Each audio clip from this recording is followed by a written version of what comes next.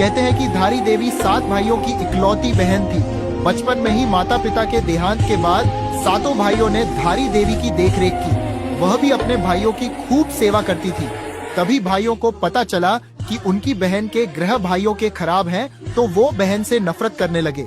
जब वह कन्या 13 साल की थी तो उसके 5 भाइयों की मृत्यु हो गई।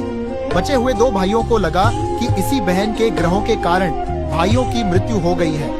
फिर उन्होंने रात्रि के समय में कन्या की हत्या कर दी और उसका सिर धड़ से अलग कर दिया। सिर और धड़ को गंगा में बहा दिया। कन्या का सिर बहते हुए दूरधारी गांव में पहुंच गया। प्रातःकाल में नदी किनारे एक व्यक्ति कपड़े धो रहा था।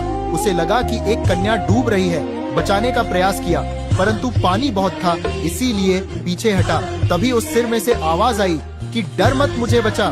तू जहाँ जहाँ पैर रखेगा वहाँ पर सीढ़ियाँ बनती जाएंगी।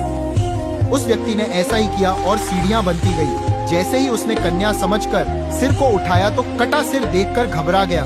फिर सिर पर से आवाज आई कि मैं देवी रूप में हूँ, तू मुझे किसी पवित्र स्थान पर पत्थर के ऊपर स्थापित कर दे।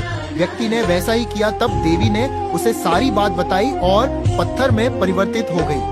कन्या के शरीर का बाकी हिस्सा काली मठ में है, जहाँ मैथाना माँ के रूप में सुप्रसिद्ध है। धारी देवी मंदिर उत्तराखंड के पौड़ी गढ़वाल में स्थित है। माँ धारी को उत्तराखंड की रक्षक भी कहा जाता है। धारी देवी मंदिर में स्थित माता की मूर्ति सुबह कन्या, दोपहर युवती और शाम को बूढ़ी महिला के रूप में नजर आती है।